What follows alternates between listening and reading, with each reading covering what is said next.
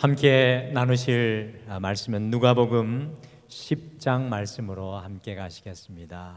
누가복음 10장 38절에서 42절입니다.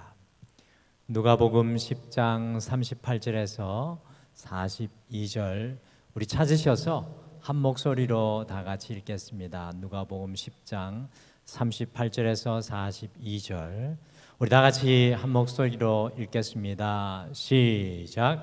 그들이 길 갈 때에 예수께서 한 마을에 들어가심에 마르다라 이름하는 한 여자가 자기 집으로 영접하더라.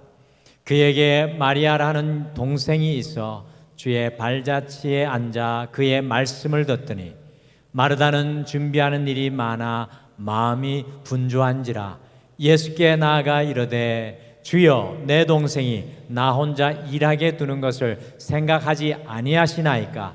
그를 명하사 나를 도와주라 하소서. 주께서 대답하여 이르시되 마르다야 마르다야 내가 많은 일로 염려하고 근심하나 몇 가지만 하든지 혹은 한 가지만이라도 족하니라. 아멘. 우리 앞뒤 자분들과 잠깐 함께 인사하실까요? 우리 지난 주일에 등마루의 인사와 같이 주님 안에 보석과 같이 빛나십시오라고 서로 축복하며 인사하겠습니다. 같이 인사하시죠. 주님 안에 보석과 같이 빛나십시오. 주님 안에 보석과 같이 빛나십시오. 아멘. 오늘 말씀을 보시면 예수님께서 마치 이 추석에 친지집을 또 가족의 집을 방문하는 것처럼 참 사랑했던 친구가 있었던 나사로 또 마르다와 마리아가 있었던 그 집에 방문하였습니다. 귀한 손님이 와서 식사 준비를 하던 마르다가 힘이 들었는지 예수님께 와서 자신의 불만을 토로하였습니다. 이 마르다가 이 쏟아놓은 불만을 오늘날의 말로 각색하여 고치면 이런 말이 됩니다. 이렇게 바쁜데 도와주는 사람이 아무도 없나? 나는 부엌에서 이렇게 일하는데 알아주는 사람이 아무도 없다. 마리아는 모든 사람이 주목받는 빛난 곳에서 잘난 척하고 있는데 나는 부엌대기냐? 나는 팔자가 사나운 거냐? 나는 왜 이렇게 하고 있느냐? 여러분들 어디에서 이런 불만 많이 들어보신 것 같지 않습니까? 이 불만은 아마 해마다 명절만 되면 우리 주변에서 들리는 소리와 아주 비슷한 소리 같습니다. 우리가 잘 아는 것처럼 추석 명절은 정말 기쁜 날입니다. 또 이와 더불어서 추석 명절은 참 피곤한 날이고 또 가만히 돌아보면 추석은 위험한 날이기도 합니다. 여러분들 추석이 왜 도대체 위험한 날일까요? 추석이 왜 위험한 날이 되겠습니까? 명절 연휴가 끝나고 난 다음 날에 전국 법원에 접수된 이혼 소송 건수가 3,529건으로 명절 직후에 이혼 소송 접수가 그 전달보다 무려 14.7%가 증가하였습니다. 그러니까 500건 정도의 이혼 소송 건수가 이 추석 명절 이후에 더 증가했다는 겁니다. 그리고 합의 이혼이 명절 연휴 다음에 11,884건으로 전달에 비해서 14.2% 증가했습니다. 이 명절 연휴 직후에 이혼 소송과 합의 이혼의 소송 접수는 거의 4년 동안 변함없이 동일했습니다. 곧 평일보다 명절 다음에 이혼의 건수가 10에서 15%가 더 증가했다는 사실입니다. 또 이 명절 연휴 동안 가족의 형제가 금이 갈 수도 있는 때가 바로 이 추석 연휴 기간입니다. 그러니 이 명절 연휴의 기간이 상당히 위험한 시간인 것 같기도 합니다. 온 가족이 모이는 추석이 기쁘고 즐겁기도 하지만 우리 성도님들께서는 지금 아주 위험한 기간을 보내시게 될 것입니다. 그러니 이 명절을 은혜롭게 잘 보내야 합니다. 그래서 저는 추석 명절에 인사할 때 꼭 은혜로운 명절 되십시오, 은혜로운 추석 되십시오, 이렇게 이야기를 하는데요, 이 명절, 이 추석이 은혜로운 시간이 되어야 합니다. 오늘 이 예배 후에 이제 추석 명절이 시작이 될 텐데요, 이 수요일 저녁에 마르다의 불만을 보면서 과연 우리는 이 명절을 어떻게 보내야 할지 성경이 말씀해 주시는 명절의 지혜를 얻기를 바랍니다. 우리 교회는 이번 추석 명절이 이 주일이 끼어 있어서 우리 교역자들은 명절을 보낼 시간이 없습니다. 금요일, 토요일, 주일, 또 월요일 이렇게 되면. 그래서 저희 교회는 목회자들은 내일 목금 명절을 지내고 다시 토요일 출근해서 주일을 준비하기 때문에 우리 교회는 내일 새벽 예배부터 금요일 또 토요일 새벽까지는 우리 교역자들이 명절을 새로 갑니다. 그 시간 동안에는 가정에서 주님과 함께 동행하시기를 바랍니다. 어쨌든 오늘은 은혜로운 추석을 위해라는 제목으로 이 마르다의 가정을 우리가 보면서 우리가 명절을 어떻게 은혜롭게 보낼지 함께 말씀의 지혜를 품도록 하겠습니다. 이 명절의 기간 어떻게 은혜롭게 보낼 수 있겠습니까? 첫째, 이 은혜로운 추석을 위해 함께라는 단어를 더욱 가슴에 품어야 합니다. 이 은혜로운 추석을 보내기 위해서는 우리가 함께라는 단어, 그것을 우리의 마음속에 꼭 품어야 합니다. 오늘 말씀 속에 왜 마르다가 불만이 있고 불만을 토로하고 있습니까? 그거는 오늘 말씀을 가만히 보면 일이 나에게만 집중되어 있기 때문에 그렇습니다. 그러니까 누가복음 10장 40절에 보시면 마르다가 이렇게 이야기합니다. 주여, 내 동생이 나 혼자 일하게 두는 것을 생각하지 아니하시나이까? 마르다가 소리 높여 토로하고 있습니다. 집에 귀한 손님이 오고 식사 때가 되었습니다. 당연히 음식을 내서 대접을 해야 합니다. 그런데 그 일이 누구의 일입니까? 엄마의 일, 주부의 일, 며느리의 일이 됩니다. 집안일에 대하여서 무한 책임을 느끼는 것이 이 여인들의 특징입니다.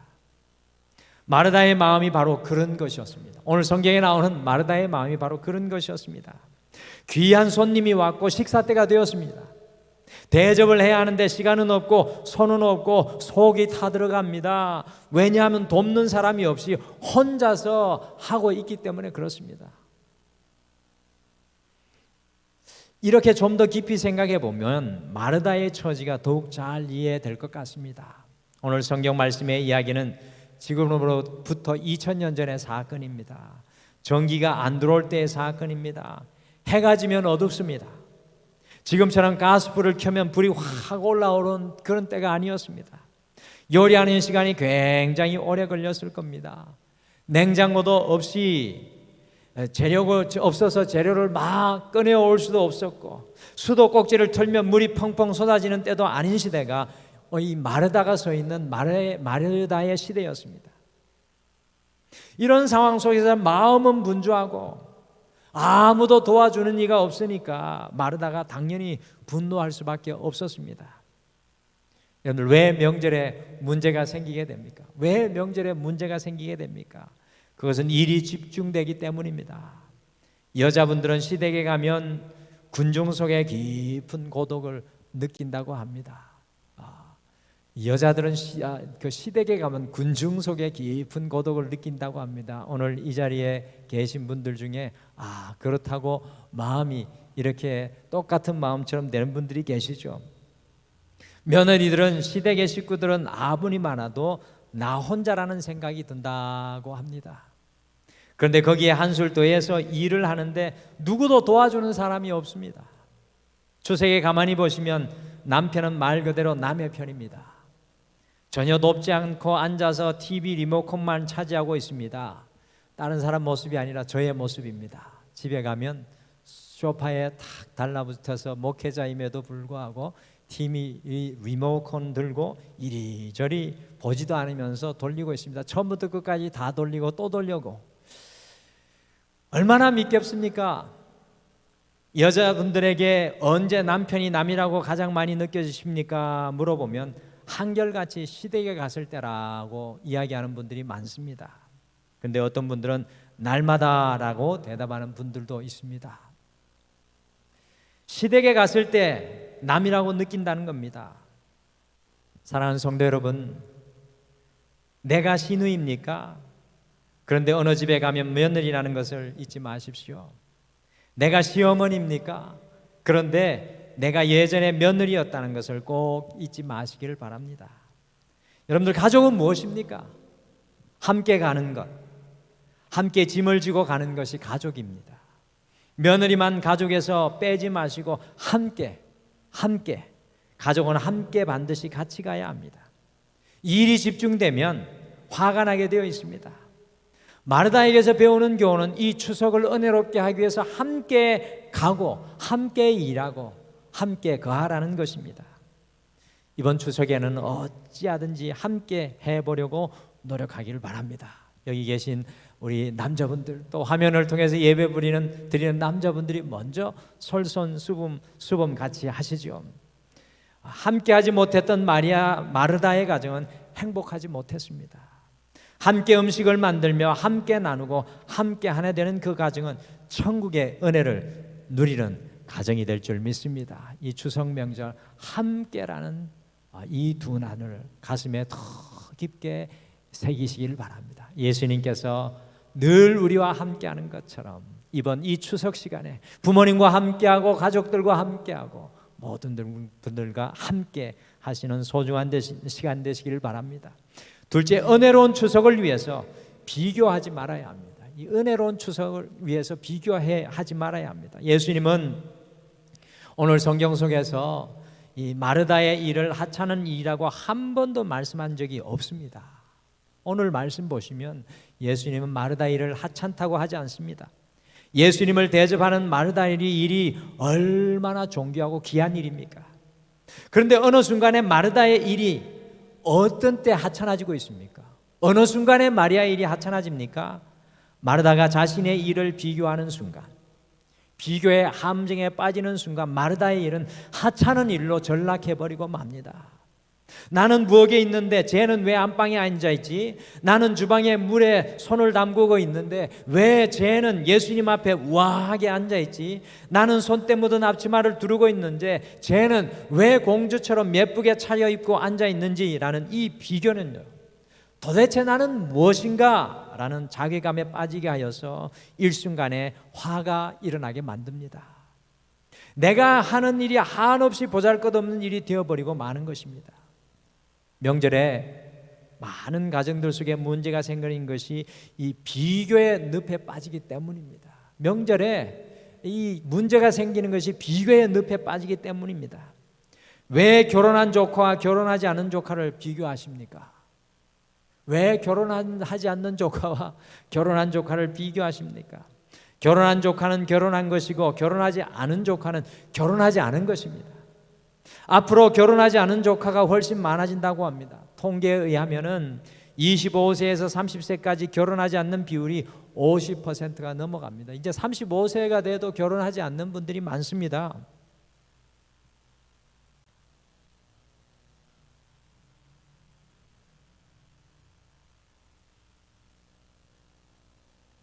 핸드폰으로 설교를 하는데 누가 전화를 해가지고 이런 때도 있네요. 앞으로 이 35세 되지 않아도 결혼하지 않는 분들이 너무나도 많습니다. 그래서 정말 우리가 이 명절 때 가서 우리 조카들을 만나고 누구를 만났을 때 이 비교하는 것은 너무나도 위험한 일 같습니다.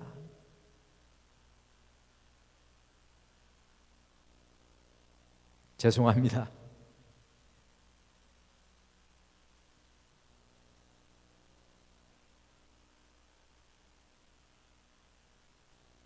주여, 이런 일도 있네요. 이 말씀으로 설교 준비를 하니까 이게 참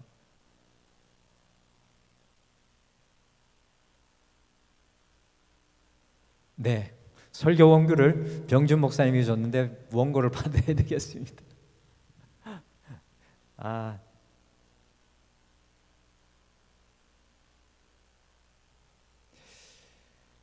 좋은 동네 큰 집에 사는 아들과 작은 집에 사는 아들을 또 왜 비교하십니까?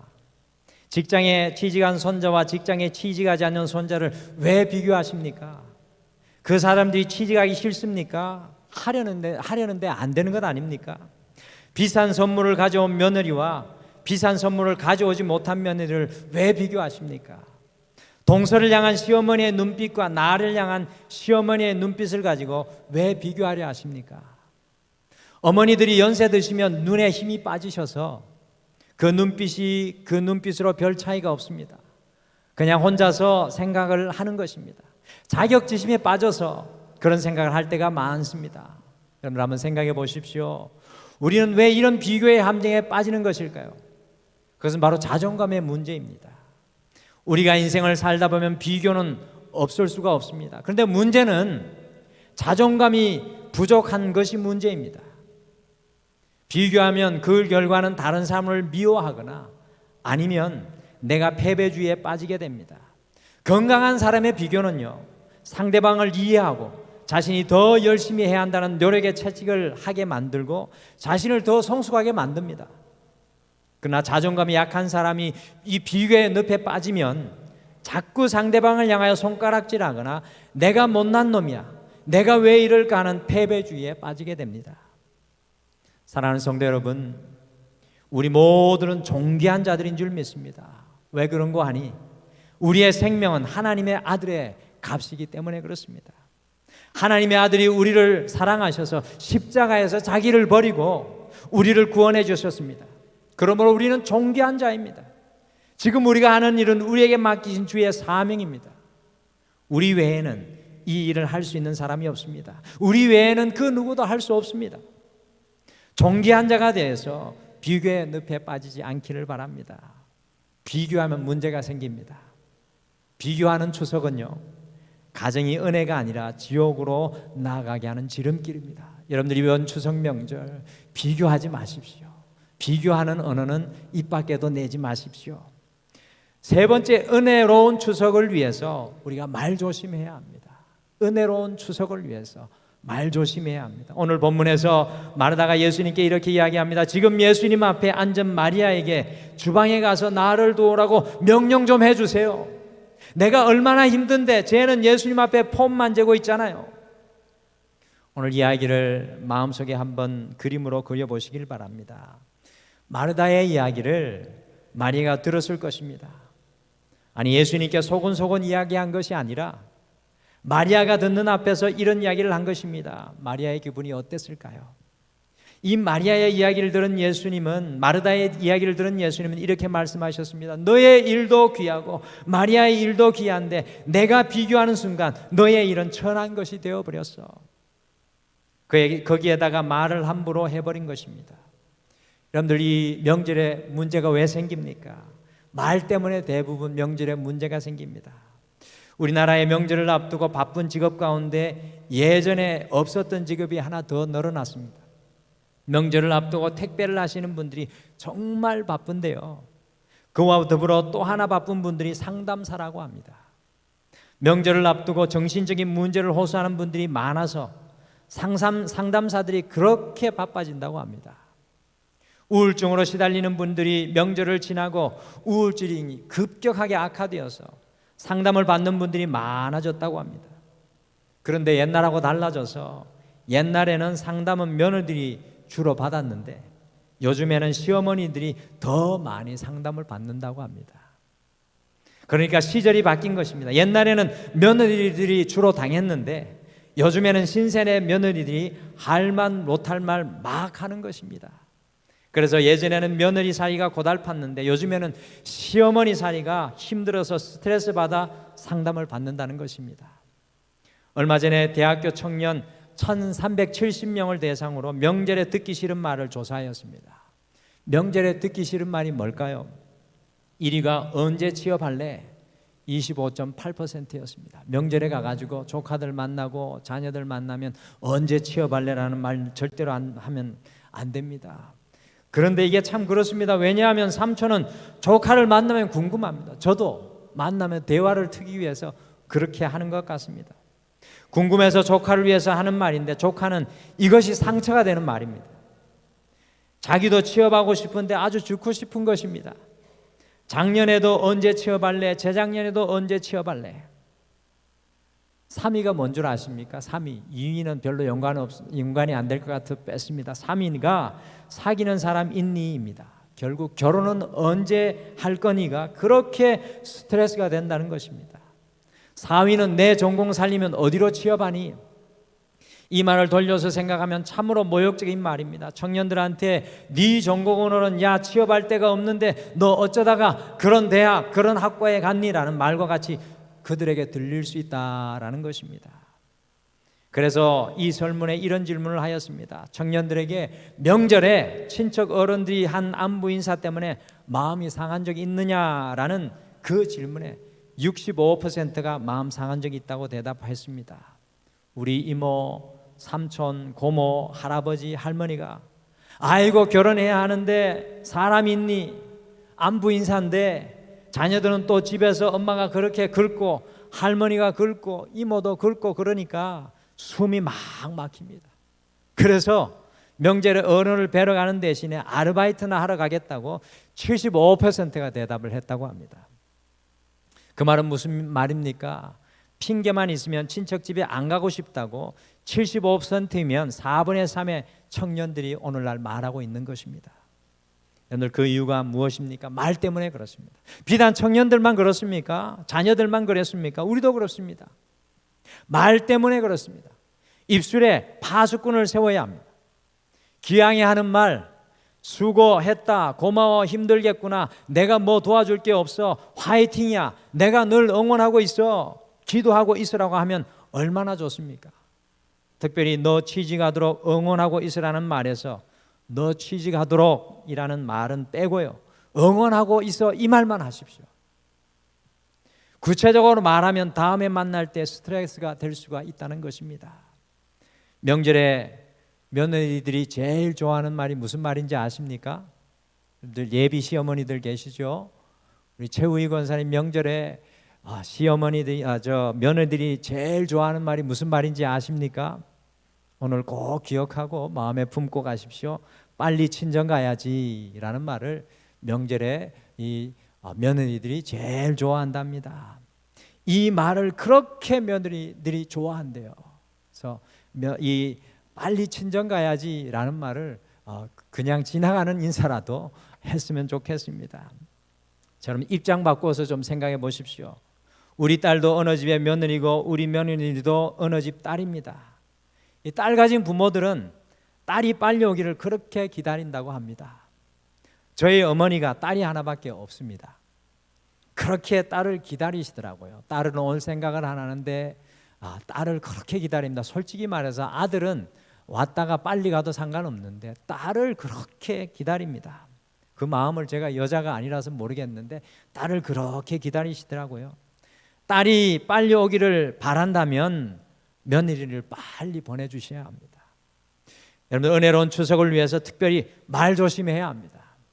사랑한다 에미야, 늘 고맙다, 나는 동서의 수고를 잊을 수가 없어, 늘 내가 미안해, 내가 늘 기도한다.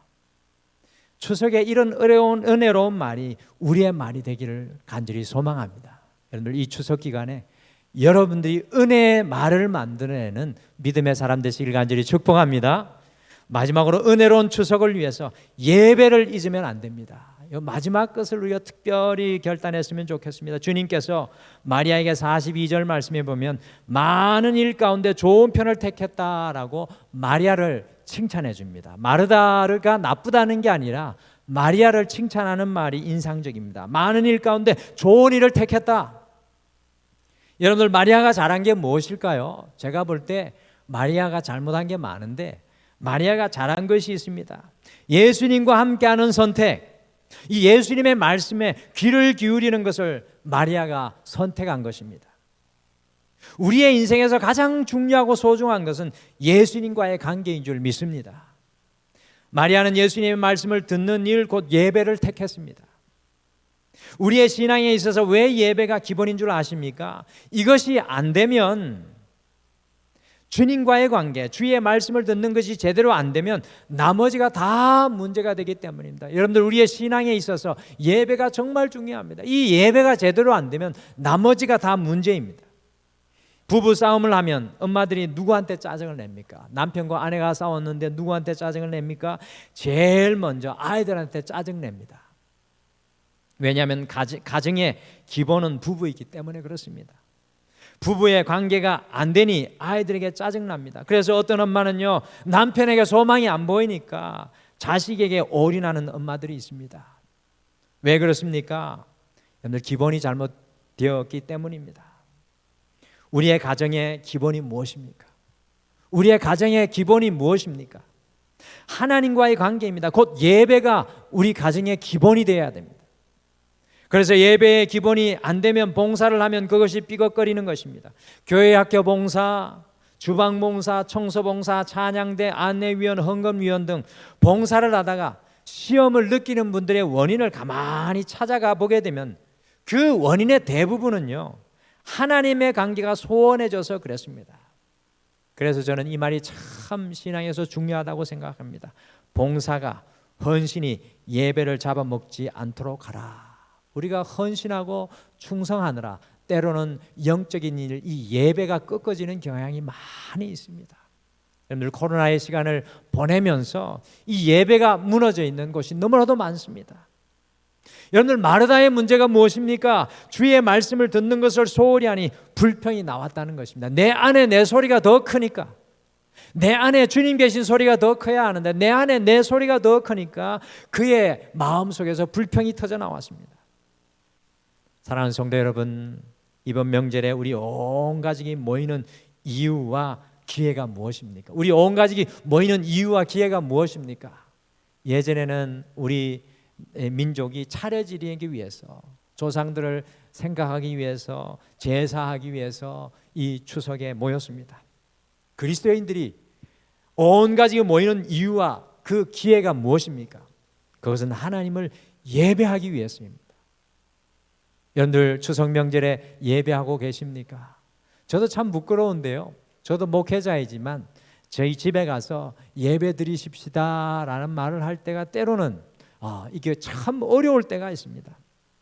여러분들도 그러실 때가 있죠. 믿지 않는 식구들도 있고. 근데 이 예배 드리는 거 참 어려운데요, 여러분들, 함께 모이는 이 시간이 예배 드릴 수 있는 절호의 기회입니다. 하나님을 예배하며 온 가족이 함께 감사하는 것이 가장 중요한 것입니다. 이것을 우리가 잊으면 안 됩니다.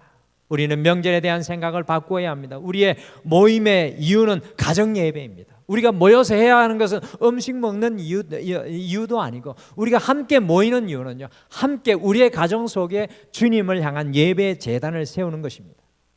그래서 이번 명절은 온 가족이 가정 예배를 드릴 수 있도록 여러분들이 주장하는 자세로 하지 마시고 부탁하여서 가정 예배를 꼭 이번 명절에 한번 드려보시길 바랍니다. 진심으로 우리 온 가족이 예배하면 상처 입은 며느리의 마음을 만져주시고, 까칠한 조카의 마음도 만져주시고, 사이 안 좋은 자식들의 관계를 성령께서 주관하셔서 우리의 가족 관계를 예배를 통해서 회복시켜 주실 줄 믿습니다.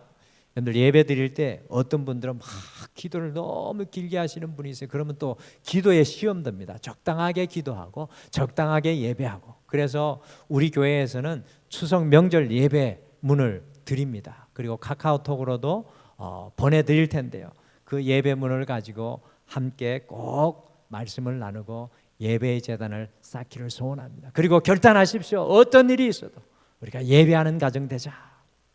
여러분들, 다가오는 추석 하나님의 은혜를 누리고 채우는 시간이 되기를 소망합니다. 하나님의 은혜를 누리기를 소망합니다. 이 추석에 어떤 한 사람이 소외되었거나 너무나 과중한 짐을 지고 가지 않도록 우리가 함께 하기를 바랍니다. 비교하지 않기를 바랍니다. 다른 추석과 같이 비교하지 마십시오. 비교하는 언어는 다 거두십시오. 입술에 파수꾼을 세워서 말 조심하시기를 바랍니다. 그 사람의 좋은 점을 드러내서 칭찬해 주십시오. 모든 것보다 예배하는 추석이 되기를 바랍니다. 모였을 때 같이 예배하고 같이 기도해주고 같이 축복해주는 예배의 자리를 세우십시오. 사랑하는 성도 여러분, 행복하고 은혜로운 추석의 시간을 만들어 가시기를 간절히 축복합니다. 오늘 추석을 생각하면서 저는 이 찬양 같이 좀 고백했으면 좋겠다, 오늘 말씀 생각하면서 그런 생각을 했습니다. 우리 예수 피를 힘입어라는 그런 찬양이 있습니다. 이 찬양이 이렇게 고백합니다. 주의 보좌로 나아갈 때 어떻게 나아가야 할까? 나를 구원한 주의 십자가 그것을 믿으며 가네. 우리 온 가족들이 주님의 십자가 앞으로 나아가는 그런 추석이 되었으면 좋겠습니다.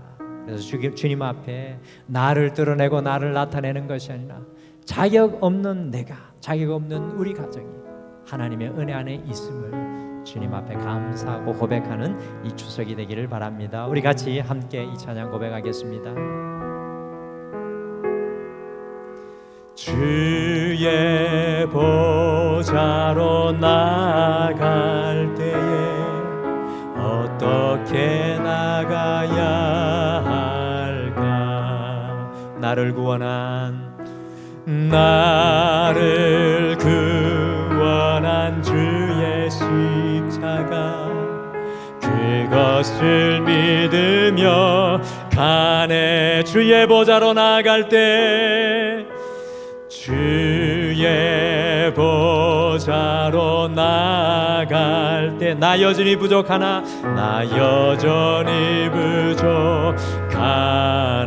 나를 품으신 주의 그 사랑, 나를 품으신 주의 그 사랑 그것을 믿으며 가네. 자격 없는 내 힘이 아닌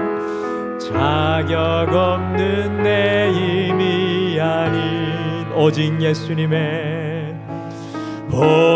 예수님의 보혈로 자격 없는 내 힘이 아닌 오직 예수님의 보혈로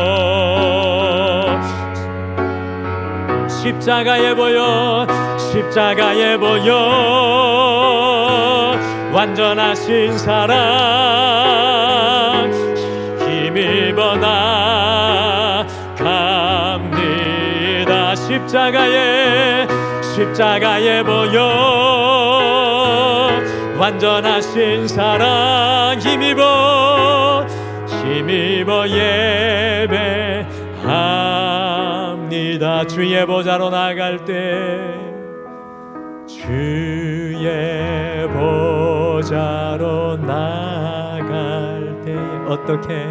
어떻게 나가야 할까? 나를 구원한 주의 십자가 그것을 믿으며 가네. 아멘. 주의 보좌로 나갈 때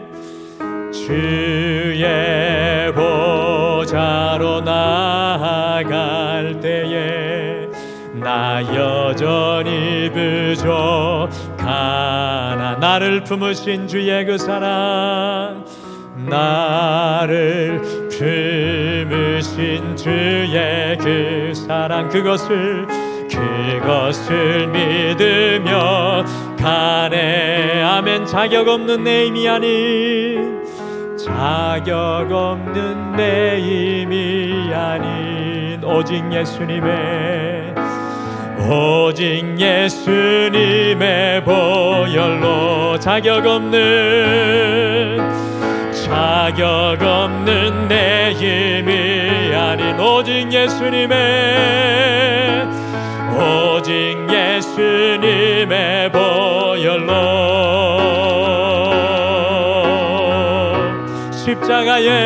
십자가의 보혈 완전하신 사랑 힘입어 힘입어 나아갑니다.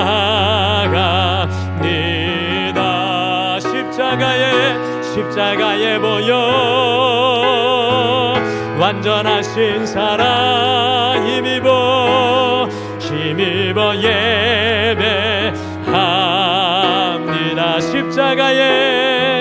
십자가에 보여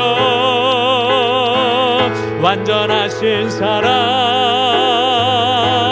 힘입어 나아갑니다.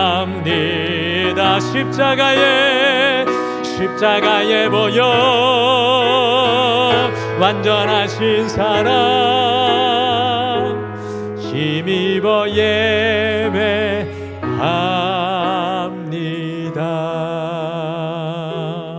우리 추석 명절을 앞두고 함께 우리 가정들을 위해서 기도했으면 좋겠습니다. 하나님, 우리의 가정 속에 주님을 향한 예배의 제단이 세워지게 하여 주시옵소서. 우리의 가정의 모든 관계가 우리의 주님의 십자가 앞으로 나아가는 관계, 은혜의 관계 되게 하여 주시고, 이 추석 명절 주님 안에 있는 사랑과 주님 안에 있는 은혜와 주님 안에 있는 고백을 나누게 하여 주시옵소서. 그리고 특별히 아직도 주님을 알지 못하는 믿음의 가정의 가족들이 있다면 그들을 오늘 잠깐 생각하시며 주님 앞에 올려드리며 기도하겠습니다. 우리 다 같이 기도하겠습니다.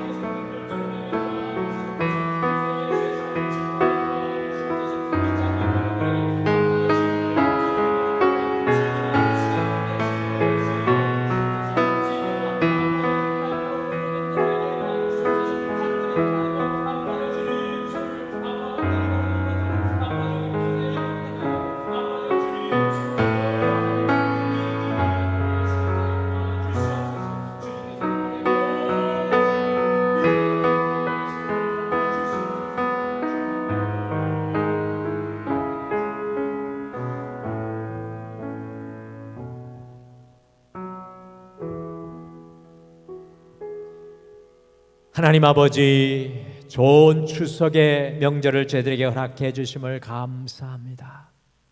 이 명절의 시간이 우리에게 의무의 시간이 아니라, 이 명절의 시간이 피치 못하는 시간이 아니라, 이 명절의 시간이 내 안에 계신 예수 그리스도를 전하며 하나님의 은혜를 전하며 온 가족들이 함께 모여서 우리 가정에 역사하신 주님을 예배하는 시간 되게 도와주시옵소서.